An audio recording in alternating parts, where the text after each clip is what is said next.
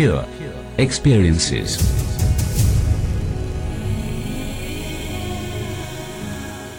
Welcome to the Pure Experiences Podcasts.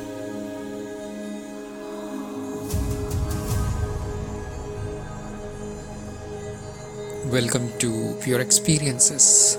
Today we are going to venture into something which is of more practical and worldly nature, although not totally, because it is connected to the study of spiritual phenomena, which is a totally made up word. It means really nothing, but why I'm using that word is will become clear as we proceed. So I was listening to some interview on YouTube with somebody who was keenly interested in scientific study of the so-called spiritual phenomena or non-material phenomena, mental phenomena or paranormal phenomena. There are so many names, but I guess everybody knows when I say those names. It is the stuff that nobody believes in. It is not even religion. It is considered too crazy, too crackpotish to even talk about in a community of intelligent and rational people. So when you try to approach this thing from a scientific point of view, which is a very well established method of inquiry in the physical realm, most odd things happen. This is a marriage made in hell, scientific method which is tailored for physical exploration. When combined with the spiritual experiences, which are entirely subjective and have nothing to do mostly from an ordinary point of view with physical phenomena, then the scientific exploration of spiritual phenomena sounds almost like an oxymoron. So this will be the topic for today. I have seen this happen, and I was actually interested in this kind of investigation for many years. I've given up, but finally I saw the pitfalls of it, that its disadvantages, they overweigh advantages, and shifted to purely subjective exploration instead of scientific objective exploration. Science is everything about objects, nothing about subject. So I have both feet in both the boards, if you want to call it. I have gathered some experience from both points of view, and therefore I'm able to offer a little bit of guidance, opinion and advice. This should not be taken as something true or like written in stone. No, it is just an opinion that is arising out of my own experiences. When I say these things, most of you must be shaking their heads. No, science is not about objective. There is no such thing as objective. And no, science can be used very nicely to study the subjective phenomena. And many of you will laugh because you know very well there are very smart people, scientists of very high caliber, that are already investigating the so-called spiritual phenomena, non-physical phenomena. And then many of you will say that science is actually spirituality. The physical part is a tiny subset of probably 10% of spirituality. And there will be many more views on this topic. As you can see, I've just touched it and it explodes in a big mess. So yes, whatever I'm going to say will be just another opinion. It is already very confusing, as you can see. So I don't even know where to start because this is a very tangled situation we are in. So let us start by asking the question that what is the best way to study any experience? Let us not even divide it into objective, subjective, physical, non-physical, scientific, spiritual, paranormal, religious. Let us not do this kind of division because that would be kind of premature and prejudiced view. What is an experience? Even before you want to study it, you must know what is an experience.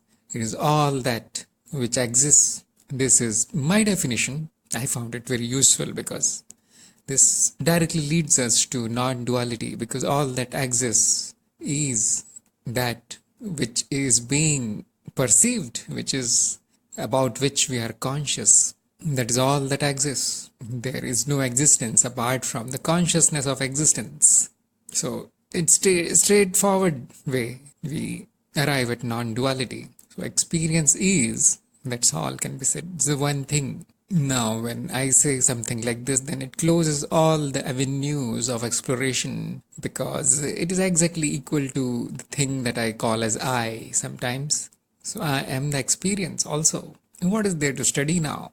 As soon as we step one step into the ignorance, we can divide what is into two, which is not true, but a valid way to study. Otherwise, you won't be able to study anything. There's nothing to study. In order for there to be anything, there must be a separation between the one who studies and the one who experiences and the experience itself. There is no such thing. So we will need to abandon the truth if there is even a tiny bit of desire of studying something. Otherwise, this discussion is of no value. It is totally meaningless. That's why I said it is more on the practical side. When I say practical, it always involves ignorance. It is always untruth. So in the sea of ignorance, we can take just one step for the time being and divide it into the experience and the experiencer. Now there are two. So how to study an experience? Very obvious. Have that experience. Let the experiencer taste the experience. That is the best way to study it. As soon as there is an experience, the mind will start operating on it. The mind is a computer. It will start analyzing. It will start classifying. It will start finding relations among the various experiences. It will start naming. It will start forming models and metaphors for it. It wants to describe the experience. So we need three things here, as you must have noticed: the experience and the experiencer itself, and the mind. Without mind, there is just pure experience. There is nothing to study, nothing to analyze, nothing to classify. You cannot make any models. So we are two steps into the ignorance now with the arrival of the mind, which is itself an experience. This is the funny thing, but let us for now assume that it is an entity in itself. So in the second step of ignorance, we can say that the best way to study the experience is to employ our minds to study it. And now, probably many people would start agreeing here. Before this, I don't think anybody will even understand what I said. A very few handful of people are going to appreciate what I said. But now, as soon as I bring the mind into the equation, many people are going to say, yes, that is the best way to study. How else are you going to study anything? You need to use your mind. And fortunately or unfortunately, and it is very paradoxical and funny thing that the mind is all that we have in order to study anything. This should be seen. This should be contemplated. The mind is all that we have. This is the only tool of studying any experience. So since I am coming from the non-dual background, this is how I arrive at the answer to this very simple question, which is not so simple, is how to study any experience. You need to go down two steps into the ignorance in order to arrive at the answer. Now we can take a third step into the ignorance and divide the experience. This time, yes, we have the mind on this side, which can be called as the receiver of the experience. You can forget that it is an experience itself, because it becomes very confusing. So another approximation here, you can say that there are two kinds of experiences. The first is the objective experience, and the second is the subjective experience. Anything on which more than one person can agree is objective. More people agree becomes more objective.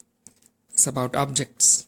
If it is being experienced by only one person, it is subjective. And another funny thing here is that everything that is being experienced is subjective. There are no objective experiences. So that which is being experienced by two is actually a mutual agreement, a consensus. So that's why now you can appreciate why I said that it is only an approximation. So for the practical purposes, it is a very useful approximation. I'm not saying that whenever somebody says that, oh, this needs to be studied objectively, then I'm not saying that we should simply laugh at that statement.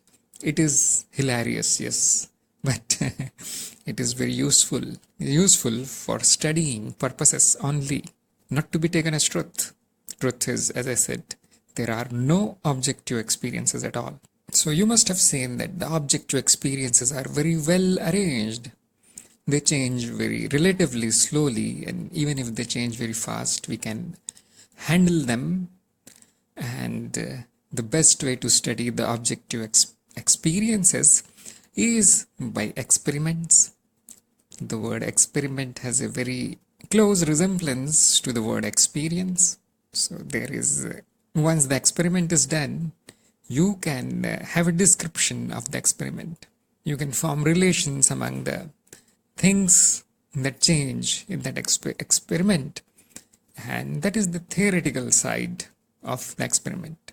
A theory is only a description, a made up, a created description of the experiment. The experiment is totally based on the experience.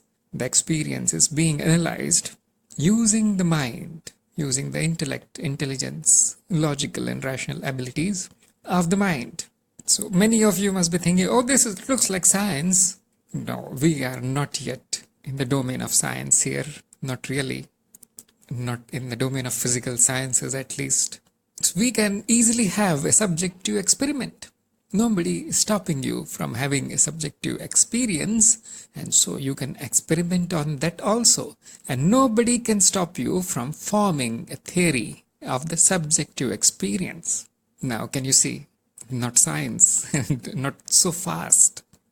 Now, you may want to divide it even more.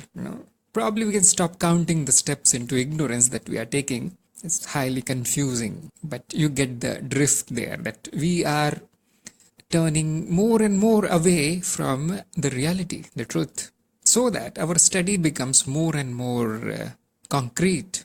So we can again divide this kind of experimentation into two kinds. The experiments that we do on the objective things that obey rules, laws, they are very well bound, organized, and therefore their relations can be explained using mathematics or very precise language. Mathematics is nothing but a language. It's only that it's very, very precise, that's all. And we can use instruments because the senses are not so reliable now in order to study the objective things, the things in the world out there. So we need more precision. If we need more precision, then we need to employ instruments. And although the instruments themselves do not study anything, we need the mind. You see, it is all founded there. You can now see that how the foundation has been built up, and we need a very precise language to describe the experiment, and we need a method to find out what experiments are valid, what observations are valid, and what theories are valid. And the best method that great minds, great scientists, wise people have come up with is the method of falsification, repeatability, and correspondence of theories with the experiment. And here we arrive at the modern science, still based on same foundation. So you must have noticed the language is very precise here. I did not say evidence, I did not say truth, I did not say anything else. I said falsification. Now it is very odd. Why falsification? What is the fun in proving something false? How useful it is. But that is the most effective method. That's why it is called scientific method. Science means to see, comes from the same word. So seeing is just studying, experiencing. It means to know. So what is the best way to know? And then scientific method has its own criteria of knowledge acquisition. So when you observe something, when you have a phenomena in front of you, then you can suggest an explanation. You can cook up an explanation of it, and that is the hypothesis.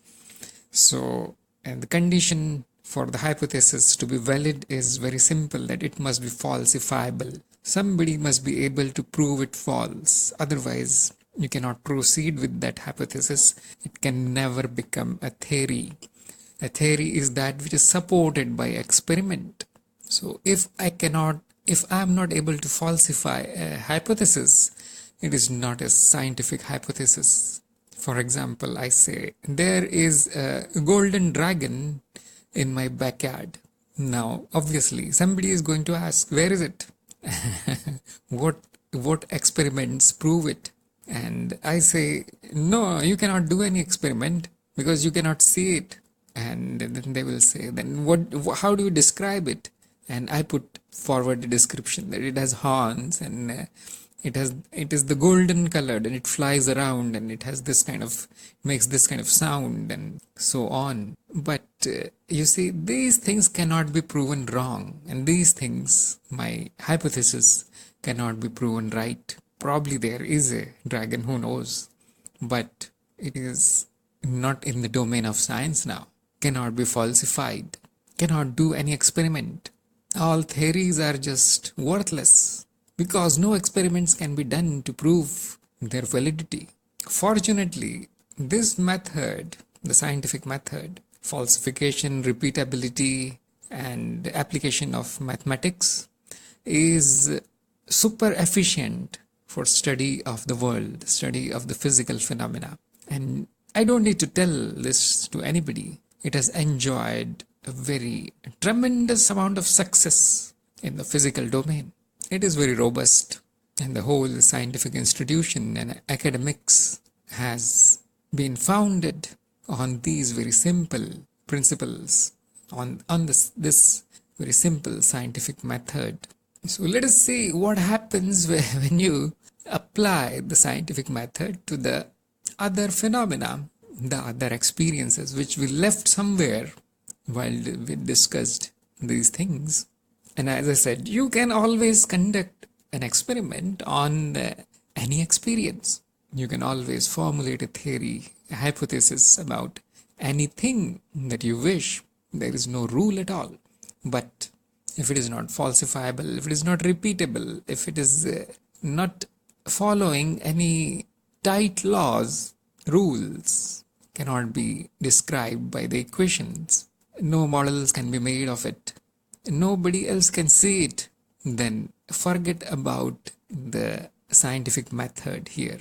It will be a spiritual method, or you can say now, because in the spiritual domain there is nothing to study, you can call it will be non-physical method.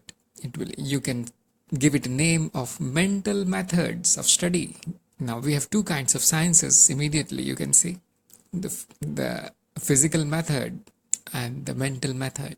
The experiences about which no consensus can be obtained will need a different method than the objective sciences, where it is easy peasy to get an agreement, to get consensus. Now, because Mother Nature, she is very, very funny. She likes to play tricks, and so she has not given us any sharp boundary between these two kinds of phenomena. It is very amusing, and many people can see why, because there is no boundary really. We have made this distinction artificially. It is just imagined boundary. So we cannot blame Mother Nature. Oh, you did not divide everything in black and white. I'm very, very confused which phenomena forms in which category. It is because the confusion has been created by you, not by Mother Nature. She does not divide. There are no sharp boundaries anywhere. This always smooth transition. Even when you see a sharp transition, it is because you have not zoomed in enough there. You see it from a distance and it looks like partition. You go closer and you will see thousands and thousands of phenomena that lie on the borderline. We all know what we do with such phenomena. We simply ignore them, isn't it? We do not really study them. So, in order for an objective study, the phenomena must clearly lie in the objective domain. If it is in the middle somewhere, then a physical scientist, physicist is going to lose interest because it is very frustrating. It must be your own experience. It is my experience actually. As I said, I stand in both boats and they take you nowhere. Frustrating experience. So the division of which science, which method to employ to study what is totally arbitrary. When I say this, I stop many fights. I stop all the violence and confusion that goes on in the name of scientific study. Totally arbitrary, matter of convenience. Those who are still confused probably they never ask this question: what is the best way to study any phenomena? What is the best way to study any experience? They never ask this question. And probably even if they ask, they read the answer somewhere here and there. Oh, this great person, he said this is the best, so this has to be best. Kind of brainwashing, illogical, irrational attitude. It never came from their own understanding. It never came from their own direct experience and knowledge.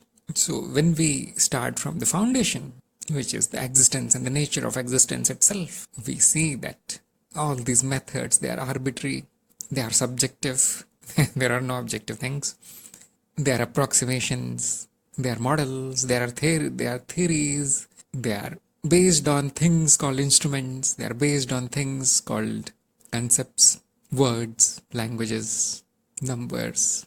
You can see how far away from truth all these things are. We have left the truth long ago. Is there any meaning in saying which is the best way? Unfortunately, there is. It's not totally useless, just like I said. If it is useful for you to study something in a specific way, then go ahead and use it because it is arbitrary. It should not stop you from studying it. Look how arbitrary the physical sciences are, and look how marvelous the progress is, because very useful, very easy to solve the problems of survival, because survival is all about physical existence, physical comfort, growth and reproduction. So the physical models, the physical method, the so-called objective method works very well indeed in the physical domain.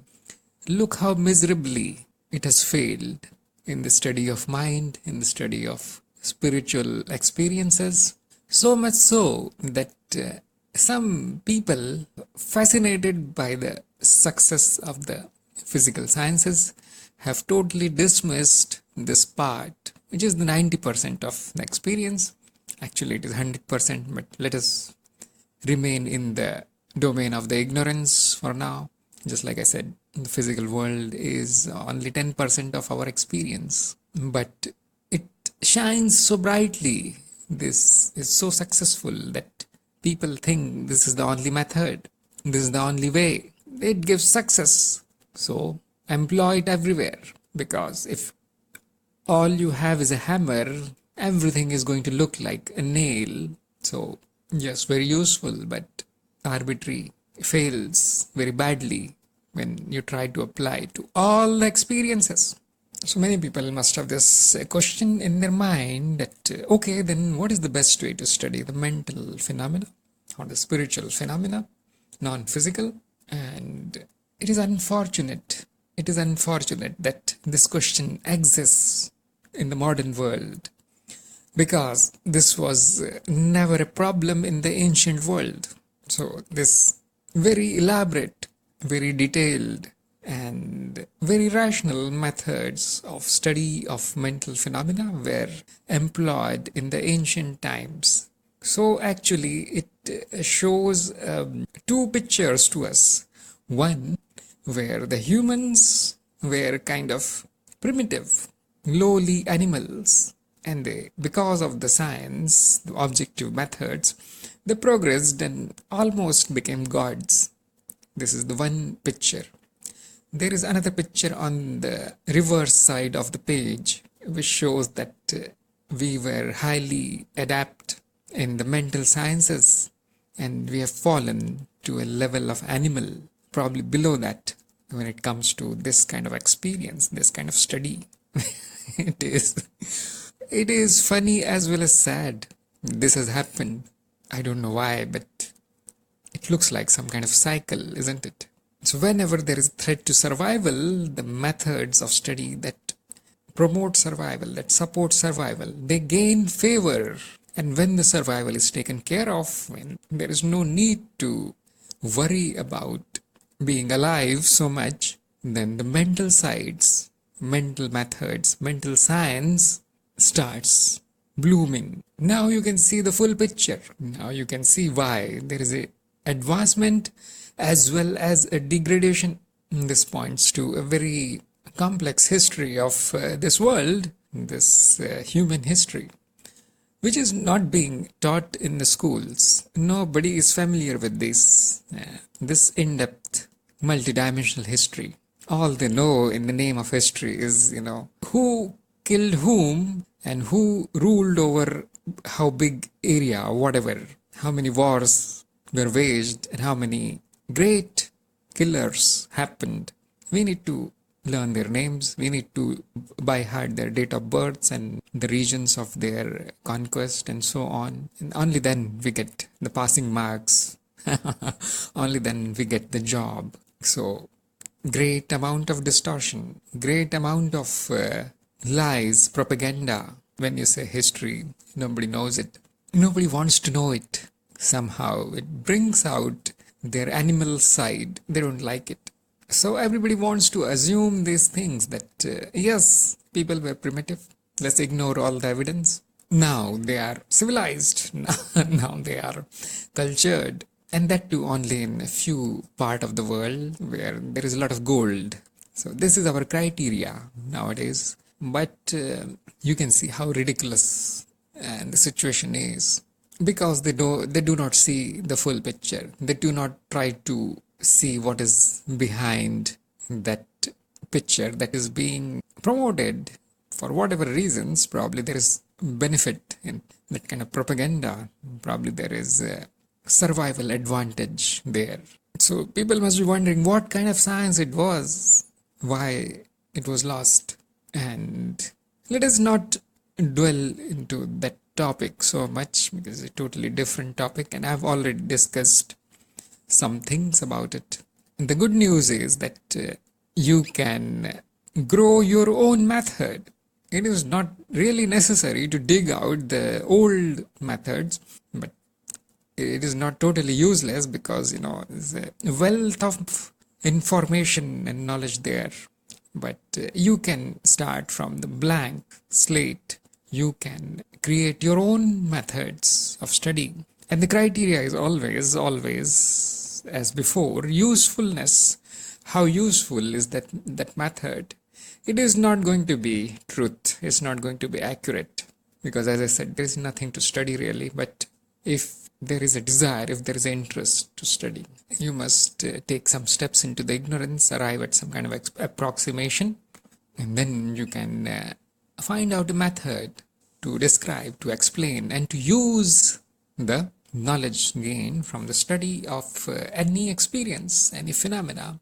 So this is happening in the objective side, for example, and the application of the knowledge study is technology, and we can do something similar on the mental side, in the applications of that knowledge and that study, that information will become the technology of the mind, about which I produced a series of talks not very long ago. You'll find them in the podcast. So it is very natural that whenever we study something, the knowledge accumulates, and then human nature is to employ it somehow for something, if not for the survival, probably for happiness, for the well-being, to escalate forward on the path of evolution, on the spiritual evolution, to make the mind stronger, bigger, and sharper, and more able, more capable, add more abilities into the mind. As I said, mind is the only tool that you have. You can employ it directly in the spiritual studies, in the mental studies, non-physical studies. You can create mental instruments in order to study the mental phenomena. You can create mental technology in order to augment the mind, in order to push it faster on the highway of evolution, so on and so forth. Is the natural consequence of study. And that's why I said, although it is not true, it is useful. You use mind as a tool. Experience, evaluate the experience, describe it using a precise language of the mind. You will need to invent a terminology. If you don't have it in your culture or your language, you will need to associate new terms with your experiences. You will need to form new theories, new explanations, and you will need to have some kind of criteria so that it remains free from the mumbo jumbo. It remains free from the impurities of the ignorance. So I know of a few criteria. That is indirect experience.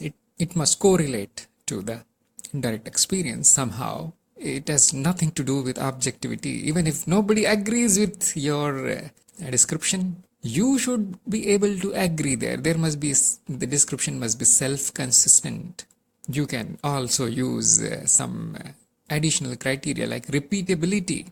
Oh yes, the dreams exist because repeats every night. That is, there is a phenomena there which is worth studying, and that is my direct experience. I cannot say no, they did not happen, they do not exist. I cannot say like this. With this kind of foundation, which is very basic now, just to start, you can start the study of phenomena of dreams. And as many people know, that is not the only phenomena, but just I'm taking just one example. Now imagine doing this from the objective point of view. You want to study the dream, and many people have tried and failed miserably. You will need an objective experience. You will need to show it to other scientists. Look, this happened in my dream. And there itself it falls flat on its face. It is not falsifiable anymore. Nobody can see your dream. Okay, which instrument should I put to study the dream? Whether it was in color, whether it was in black and white, whether how much time passed in the dream. And no, you cannot bring your instruments into the dream. I'm giving a very small example, but let us try to study the Kundalini, for example, from an objective point of view. I'm getting this sensation, that sense. It is not falsifiable. Oh, the temperature increased, this blood pressure became like this. The temperature is so hot that the skin is burning. The thermometer says 35 degrees. Nothing unusual is being measured on the instruments. So what is this phenomena now? Yes, you will say, oh, there is a physical manifestation. No, the body is not physical, you see. Do not try to study the body like a physical object. It is a layer of the mind that is in between the physical and the mental. Just like I said, Mother Nature does not distinguish between such things. They are totally arbitrary. Now, the body has physical aspects, like, infections happen in the body and bones break and the heart defects are there and so on. Hormonal problems are there. So the scientific method is very, very useful in treating those things. As soon as you go into this side of spectrum, the higher side of spectrum, where the rules change, where the body becomes more and more mental, the science starts failing, and by science I mean the objective science, the physics starts failing. The physical turns into physiological, and the physiological turns into psychological, and the psychological turns into paranormal, metaphysical, whatever you want to call it. There is a spectrum here. The problem is, because of the short-sightedness or ignorance of people, they do not zoom in close. They do not see this spectrum. That's why take the hammer, beat it up. This kind of treatment is given to the body. Not only to the body, to the mind also.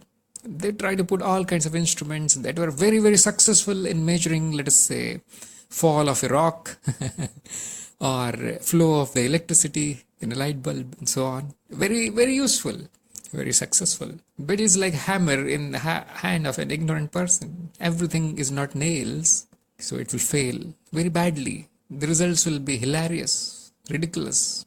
A spiritual person laughs at these kind of attempts, and a physicist is bewildered. What is happening? And it is not written anywhere in my textbook. No mathematical formula seems to work here. The empirical scientist is puzzled. My instruments, well, they starts behaving in a very odd way in such situation. What is it? So the knee-jerk reaction is, especially if that person is on a high enough position, is a priest of scientific religion, then he will simply dismiss these things. Oh, our method, they do not apply here. He is not going to say that. He is going to say that these things do not exist. They're false, made up. Nothing is happening to the person under the Kundalini practice. Nothing is really happening in your dreams. There is no such thing as astral projection. There is no such thing as paranormal phenomena, manifestation, or anything. Bilocation, telekinesis, anything. Why? Because blinded by the hammer, cannot see the nail, so does not exist for that person. Such people, if they are authority figure, will misuse their position in the authority to misguide ordinary people, ordinary ignorant laymen who are standing there in front of that high priest, hands folded. Sir, tell me what is true. Because the intelligence is so low that they need to be told what is true. Cannot find anything. So we are seekers.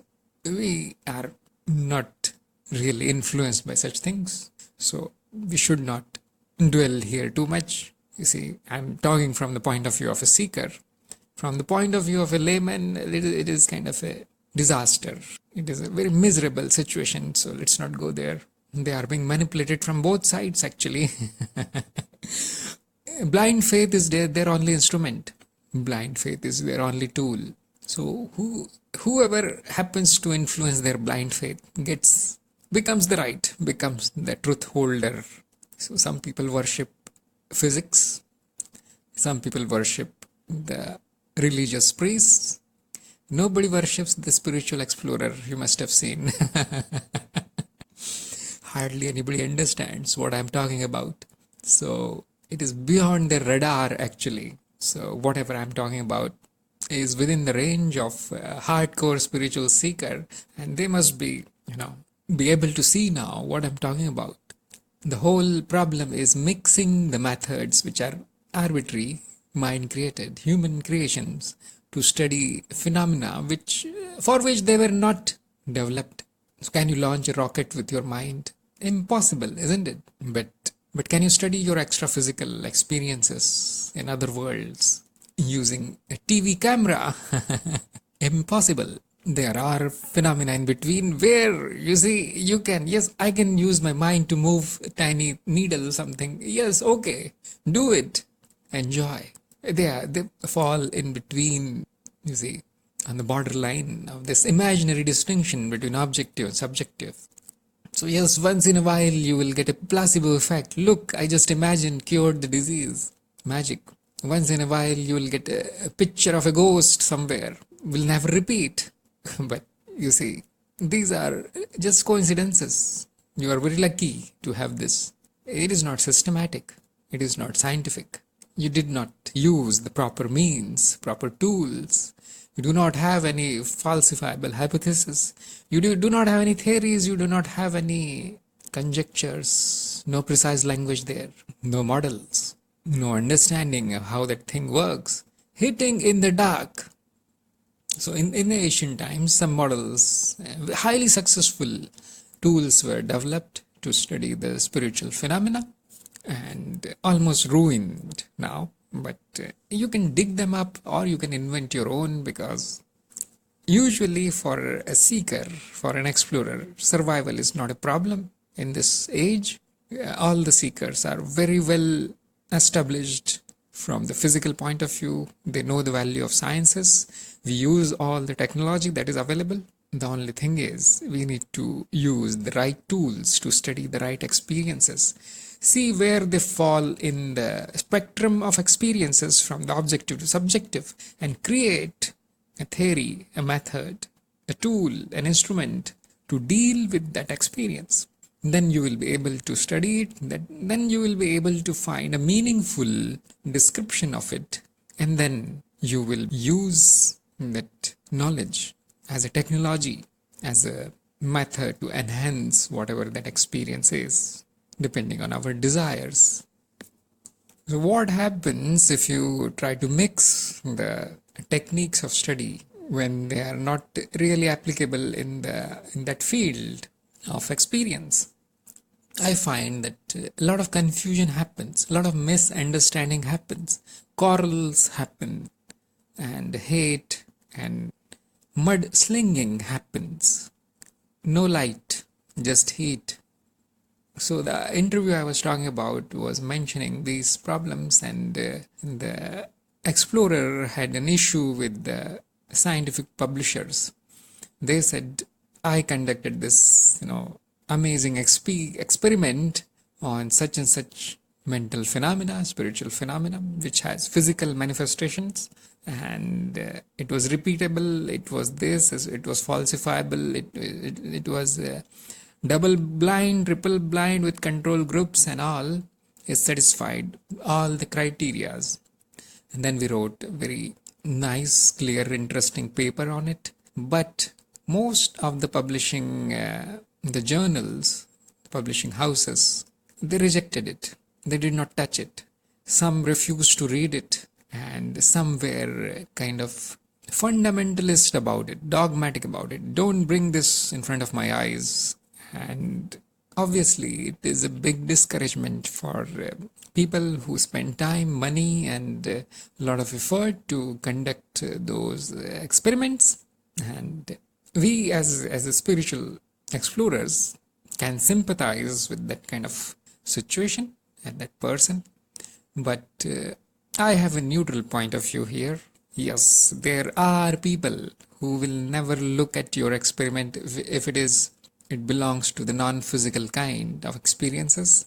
Yes, there are people who hate such experimenters, such explorers.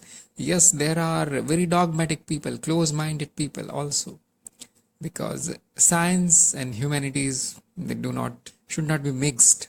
A scientist is not by default a good person. Just because he knows a few things written in the textbook does not make him a saint, for example. Similarly, for a spiritual person who is studying mind and spiritual phenomena does not automatically become kind and gentle. No, they also become dogmatic. They are also violent. They also hate others. So I have a really neutral point of view. And the mistake that happened was that you tried to publish your paper in a field of experiences, in a field of knowledge, where it does not belong. That journal, that publishing house is meant for publishing only the topics related to the physical world. Whatever has been reviewed by the peer review process, by physicists most probably, or the biologists, or whoever is in the field. And obviously, first thing, they are not going to find it useful. Second thing, it actually threatens their morals. They have worked all their life to come up with very amazing theories, models, and your paper is going to, totally flush them down the drain. So very, very afraid. They are afraid. There are more reasons. For example, mostly the publishing houses, the journals, they are profit oriented nowadays. They are not publishing it as a service to the humanity. Probably that is a side effect. But the main motivation is more and more people should subscribe to that journal, should pay them. It is a profit-oriented activity. So more subscribers means more profit, and there will be more subscribers if the material that is being published is useful for them, belongs to their field of study. If you start putting off-topic things in their journal, the sales will go down. And more thing, it's not only money always, you see. The reputation will also go down of that journal, scientific journal. So they are obviously concerned about these things and will not allow your paper to get into there. From this side, it is really frustrating. It is sad. And you will think that, well, these scientists, they are just like any other orthodox religion. They don't want it to be destroyed, or they don't want introduction of new ideas there. And they're opposing in the truth that you found out. They're not really scientists. They do not want to see. They do not want to know. So you see, this is an extreme view, which I can understand. This misunderstanding can happen when this is the case. It actually happened to me a few times that whenever I tried to introduce a spiritual topic or some phenomena related to mind in a community where only the materialistic or physical matters were being discussed, I got very bad reaction. I got insults, I got name calling, and people actually rushed to prove me a stupid lunatic. So this is my mistake actually, because it is like serving meat to a pure vegetarian person. He's going to reject it. Or serving vegetables to somebody who likes to eat animals only. There can be many more reasons that your research is not getting that kind of respect and approval from any other fields. That is because of the bias in those communities, because especially in the western part of the world, European continent, the fundamentalist religions, they became very powerful in the dark ages, and anybody who tried to say something, which means publish something which was which could threaten their monopoly over and control over people, was punished very brutally, very badly. We don't know how many people were killed, and we know some famous stories of bad treatment that scientists received. And it was not only scientists, not only those who studied the physical phenomena, those in the field of mental sciences were also very badly treated by the religious authorities, who from one side spoke about love and love your neighbor and be good and kind. The same people acted like cruel dictators to preserve their status quo, control over the masses, by punishing anybody who tried to advance the knowledge, because control over the masses is best kept when you keep the masses ignorant and stupid. This is what the religion is all about: control of people by not letting them grow, not letting them become smart, intelligent, and stopping their critical processes in their mind, blind faith, and total surrender to the authority. This happened in the western part of the world and Middle Eastern also, that the sciences were destroyed, discouraged.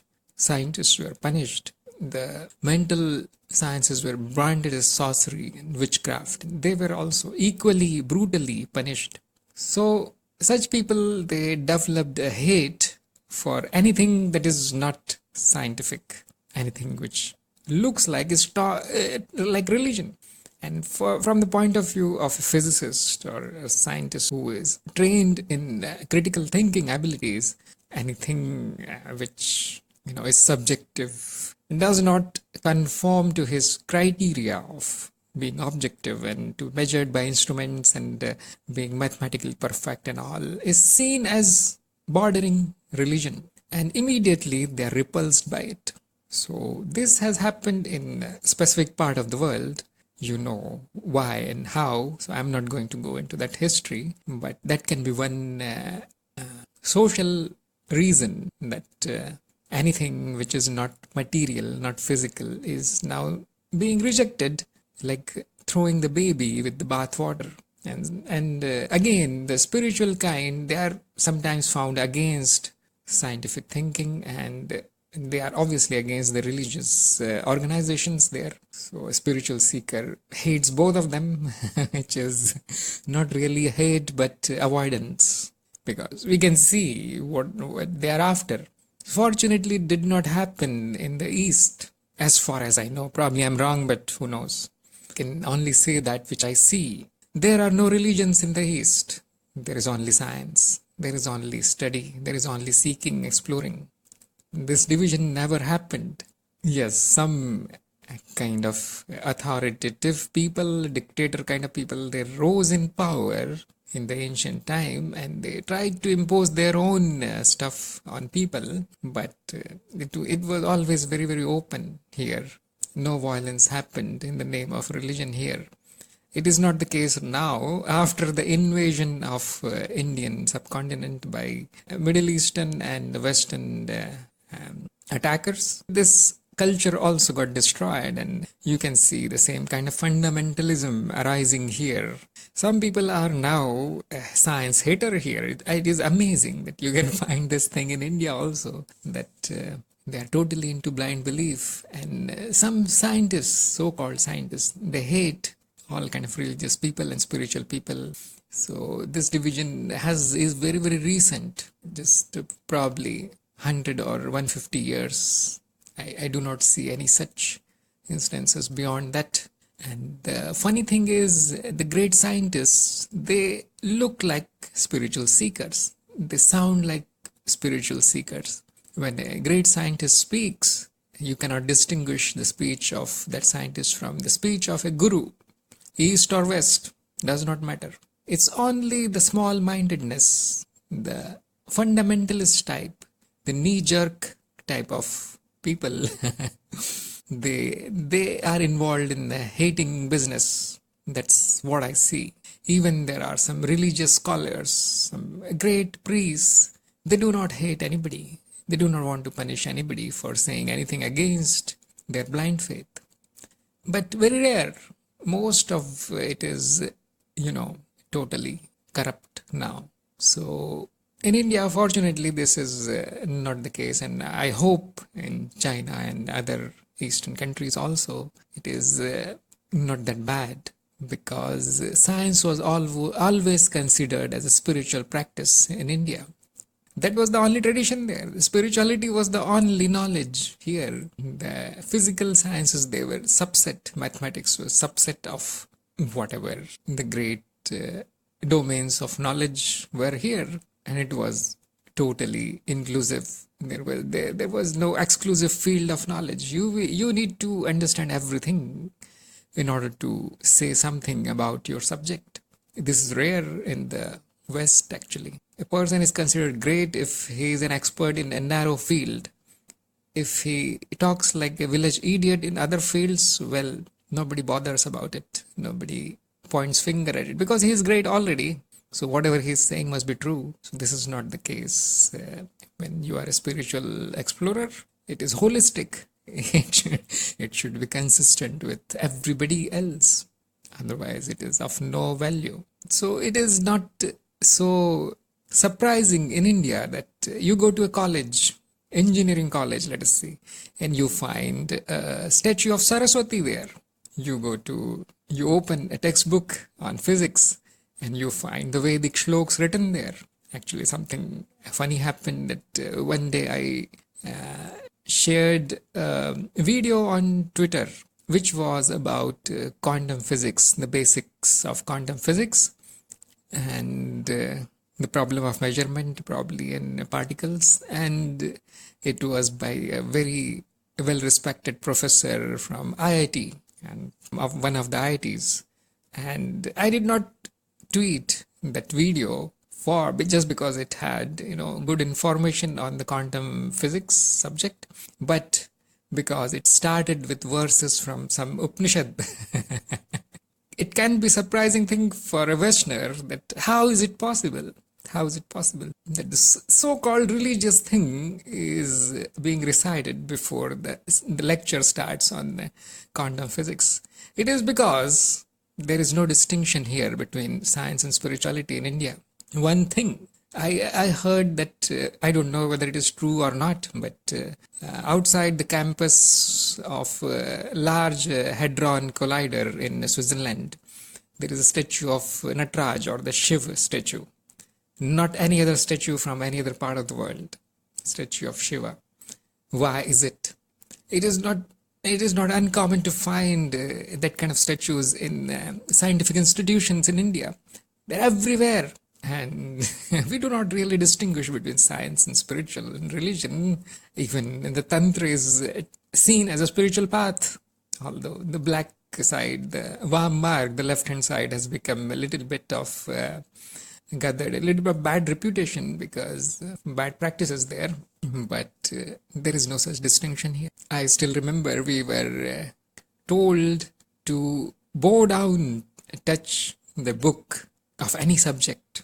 If we accidentally put our feet on it, if accidentally my feet touched a book, my school textbook, whether it is physics, chemistry, biology, or whatever, I was supposed to say sorry and fold my hands and touch that book as a gesture that I did not mean disrespect. I did not really wanted to kick the book. I don't know whether this practice is still there or not, but I remember that we used to put stickers of gods and goddesses on our physics books so that we get success in the exams. It is still there that people prepare for the exams and they actually pray to their favorite gods, whatever gods are there, goddesses are there. It's immaterial whom they are praying to. But you see, I don't think this will be found in any Western country. So this kind of division is absent here. Although there are fundamentalists, there are bad guys here, there are blind faith kind of people also. Somebody once told me, somebody from foreign country, that India is a spiritual country. And I said, that is a case of gross generalization. It is just like any other country where some people are spiritual, some are religious, some are fundamentalist, materialistic people, some are nothing at all, some are Buddhists, some are this, and exotic traditions. You will never even hear the names of them. What are you talking about? How can a country become spiritual? Impossible. A person can become spiritual, that I can understand. And even that person will have some non-spiritual parts here and there in their personality. So do not think like this. There are some traditions and there are some good things that are being practiced in one country. It does not make the entire country good. If you see a Baba, if you see a sadhu, do not automatically assume that he is a saint. He is probably just like any other person because of hundreds of years of poverty and repression. The culture has become in a specific way. People have become really selfish. Only those who are a little bit well established in terms of survival, they have a little bit of interest in spirituality now. But the good thing is hardly any distinction between the mental sciences or the physical sciences. You can see the remains of the culture that was in ancient time, long ago. It is changing very, very fast. So we learn from our experiences. So it was probably a good learning experience for that experimenter there who got an awesome experiment running and got awesome results. It was all trashed by somebody, some random person somewhere who is in charge of publishing that kind of study. It is just a case of mixing the methods of study, just a case of mixing the sciences together. That does not make all the scientists and scientific community evil. There are reasons, just like I gave the reasons. There are good and bad reasons. The good reason is that nobody will like their field of study to be polluted by stuff that they do not want. That's why we have the Wikipedia police, for example. And that's why it requires government's permission to include some content in the textbooks in the schools. The syllabus is government approved, at least it is here in India. Otherwise, the degree or the school certificate has zero value. You can open up a school and teach anything you want. You are most welcome. The government is not going to stop you. But whatever certifications or degrees that you hand over probably will not land any kind of job, you see. So it may look like a tight control over who gets to learn what and who gets to teach what. But there are reasons. The society is like this for some reason. The scientists and publishers are not publishing your paper. There is a reason. So not to worry, because there are so many journals out there that are publishing exactly the kind of research that you are doing into the non-physical areas. There are. Why don't you publish there? Why go to an area where you are not welcome? Why don't you augment your own field of study? Some people will say, no, the field I'm studying is exotic. There are no standard, no well-reputed publishing houses there. And again, it is not anybody's mistake, because these sciences, the science of the mind, the science of the spirit, is totally ruined, is totally destroyed, as you can see. And therefore, it is not a surprise that there is nothing that established here. Sometimes you will find this journal of parapsychology, and nobody takes them seriously. And you think, no, my amazing study does not belong to that crackpot journal there. But it has become a crackpot journal because no strict criteria were employed in publications. I saw a ghost and that story gets published there. So it is not really a scientific study. You see, just stories. So what are you going to expect? It has no reputation at all. It has a bad reputation. And then don't want to publish there, obviously. And then no reputed journal is going to publish your study. That is also obvious. What to do? And for such people, I have one advice, that why don't you publish yourself? What is this dependency on others? In the age of information and internet, why do you want to depend on others in order to make your study public? We know, those who know the history of science know how this all happened. It was early age of printing press and all. So obviously nobody has a printing press in their house. Everybody needs to bring their articles and to a central place where it will be printed out, and then that magazine will be distributed all around the world. So they are called papers, and these are called journals or weeklies or whatever, monthlies. And obviously somebody needs to be appointed there who selects what gets into the journal. And so everybody got their own fields, and everybody appointed their own editors to edit out anything which is not into their field. And this is how it started. Now it has become largely irrelevant, because you can publish it in a book, in the form of a book. You can publish it online. You can set up your own website, a blog. You can start a podcast, or you can make a video of it, publish it. Now the only thing is, these publishing houses, they have gained a reputation, a good reputation, since they are hundreds of years old now. And your single book, single paper, single website, not peer reviewed, nobody reads it seriously, and so on. There are many reasons. These are the disadvantage of self-publishing, that it does not have that weight, that force of many. And if it is not an extraordinary finding, then nobody is going to take it seriously, and it does not progress that nicely. So community is required. But the good news is, nobody is stopping you from starting a community. You can start a community, you can become an editor there. You can set up a criteria that I'm going to allow these and this kind of research into the community publishing on my website or anywhere. So if there is an interest in making a research public, which for some reasons I find it odd, why would you do that? Because subjective science, you see, even if it goes into the public domain, everybody needs to get their own experience in order to validate it. So, it is a totally different thing now.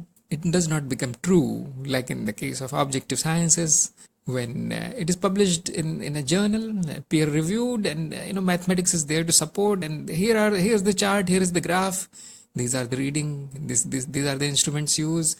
Now still somebody needs to reproduce it in order to validate it.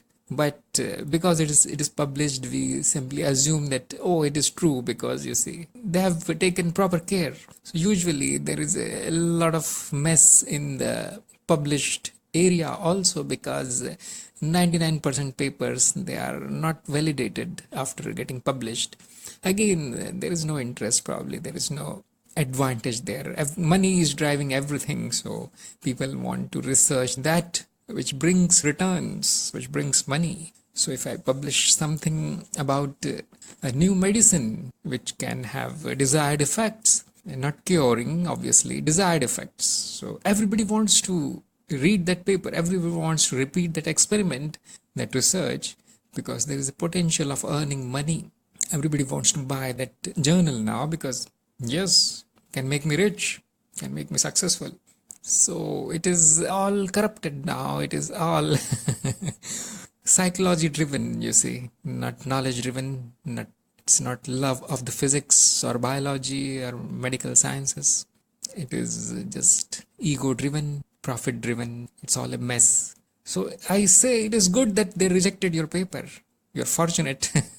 You were saved from drowning into this mess that we call scientific academics. Unfortunately, because this is so well established, there is no other way to publish your finding, no other way to gain reputation. It won't give you PhD, it won't make you a famous scientist, you won't be able to appear on TV, and nobody will take you seriously, even if you have the greatest theory in the world. So, in whatever field you are, objective, subjective, or relative, there will be a need for replication. The experiment must be reproduced, and for the objective experiments, the results are objective. Subjective experiments, the result is subjective. And the criteria is very simple. It has to be useful. It should make your field progress a little bit. That is what I mean by useful. Somebody should be able to replicate it, use it, form it into some kind of technology, method, technique, tool, equipment. If it is subjective, there are equivalents in the mind. So ultimately it comes down to the usefulness, boils down to the technology. It is not, your research is not great because somebody published it, some arbitrary paper somewhere, arbitrary journal somewhere, some random editor decided, yes, great piece of art, and publish it. It does not become great by that. It does not gain any reputation by doing that. It is usefulness. That is the criteria. We study things because they are useful in some way. We publish things, we publish the study because we hope that it will be useful for somebody. If your aim is to become great, become famous, earn money, and sell your books, and then probably that gutter of organized science, just like organized religion, we have organized science, is good for you. Let me tell you, there are better ways to earn money. There are better ways to become famous. If all you want is that your name should be well known, all you want that you have lots of money, there are more effective ways than scientific research. For an explorer, the real wealth is knowledge, not fame or money. The real wealth is evolution.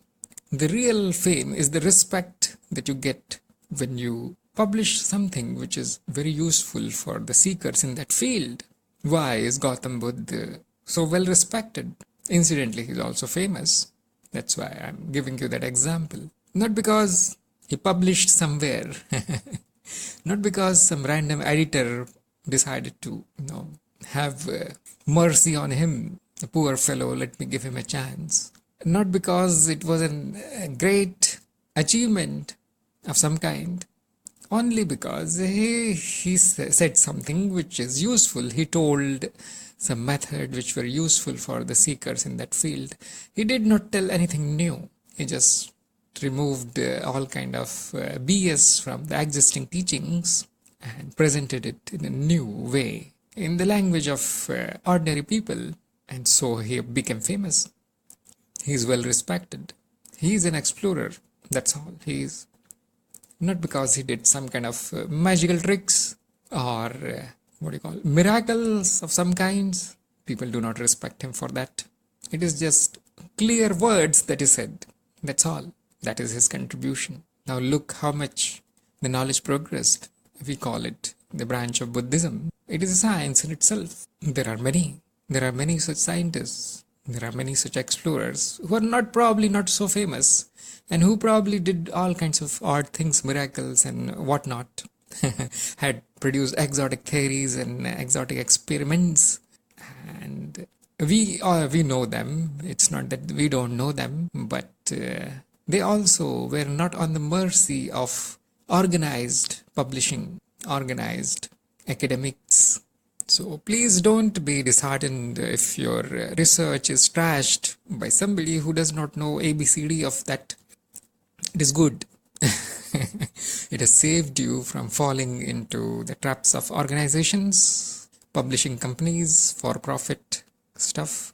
Continue experiments, continue telling it, sharing it, but do not expect anything in return except more knowledge. If you are producing something which is very useful for the community, you will be well respected. That is guaranteed. That is not same as becoming famous, you see. Fame is not equal to respect. A comedian is also famous. A person who works in the porn industry is more famous than even your president, isn't it? But that is not... What kind of fame is that? Is it of any use? If you are respected among a handful of people who belong to your field, who belong to your community, this is a big achievement. If your words are understood and appreciated by, let us say, and only 2 or 3 people who are very high in there, who have achieved a lot in the same field, that is your success. What are you really expecting? We are talking about science, we are talking about exploration, talking about knowledge. Let us not mix the fame, money, authority, big degrees, and this titles, doctors, professors, this, that. It's all BS. Great people never needed all these things. If you remove all the degrees and the titles from Nikola Tesla, or let us say Einstein, Ramanujan, let us say, if these great people, if you remove all the decorations, is their contribution worthless? Will it become zero instantly? Because nobody published them. They are not beggars. They said something useful. They did something useful. The technology that came out of that knowledge, study, extremely useful. They advanced their field forward. So even if you are in the field of objective sciences, you do not need to remain on the mercy of organized institutions, etc. You can do your own research and publish it in whatever way you want. Those who have the eyes and ears will find you, will benefit from it. The only thing you are going to get back is respect and more knowledge. It will be useful for you. Why am I exploring? Why am I studying? Because I have my own selfish interest there. I want to progress. I want to go. I want to know. I want to go forward. That is the only return I am expecting, isn't it? What is this drama of I want to become a big name in this my field? Okay, this is only a side effect. The main benefit is your own. Forget about people. Sometimes it is a pearl and swine situation. Your contribution, if it is very great, if it is not of this, if it is not of this age, then it will not be recognized.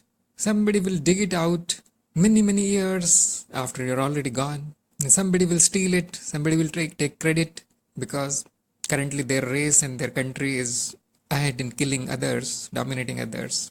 So all these things happen. But anyhow, it is going to come into daylight and then it will benefit others. It never goes waste. It is ruined, yes. It cycles through creative and destructive phases because human study is as impermanent as humans.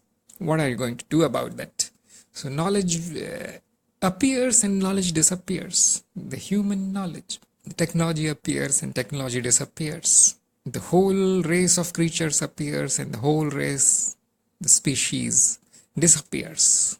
So can it be forever? No. This kind of approximations, this kind of practical utility is impermanent. It is not going to stay. It will be overtaken by better models. It will be superseded by better experiments, better theories, more understanding, more knowledge. This is what is happening in the scientific field also, objective field also. And this is what happens in the mental field also. So yes, the Panchakosh model is superseded by the 7-chakra model, and the 7-chakra model outdated already and replaced by the Kundalini model, and so on. You see, the random practices of monks were consolidated Ashtanga Yoga by Patanjali, and it became famous. Everything else was wiped out, and then that was wiped out by Hatha Yoga and something even more exotic, because people found it faster and more useful. So the mental technology, or Tantra, it is called Tantra here in Sanskrit, has its own dynamics which are exactly similar to the physical technology, the material technology. It evolves, it is replaced, it is thrown out, more improved models and experiments, better understanding replaces the old. Because this is not really knowledge, because this is not really truth, it does not last. That is why some people must be wondering, how come all these scientific facts, they keep changing every day? The first thing, because they are not facts. The scientific knowledge is not to be confused with truth. They are only descriptions of experiences, descriptions of the reality. So obviously they keep changing. There's nothing bad in that. You see, the most useful will survive. The description which explains most of the things in most convincing way and is most useful, most logical and consistent, that overtakes everything else. Similar things will happen in the field of mental sciences, and it has already happened a few times at least. Now people have forgotten it. That is another thing, but we can start again. I have a little bit of hint about what happened, what rose to the peaks, then it fell. So the current state of the Tantra, or the technology of the mind, is miserable, because we are in the fallen state right now. And this is not totally a bad situation, because anybody can come up, and it is a matter of time that it will be re-established with better and better models, better and better technology, better and better ways to experiment in the field of mind. You see, there will be a day when the physical scientist will struggle to publish in a mental journal, and you will be the one who will reject it as mumbo jumbo. So it's a matter of time. Time is cyclic. Do not worry. We need to explore, we need to find ways, we need to develop tools, we need to develop technology in whatever field we are. They are all related to knowledge. They are study of experiences, study of just one kind of experiences, that which is appearing right now. Finally, there is nothing to study really, because what are we studying? We are studying that which we already are. Is there anything else to study except myself?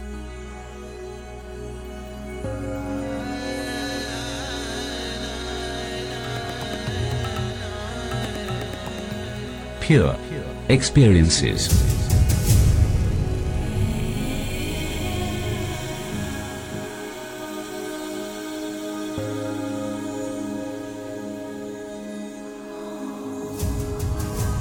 You were listening to Pure Experiences by Tharun Pradhan.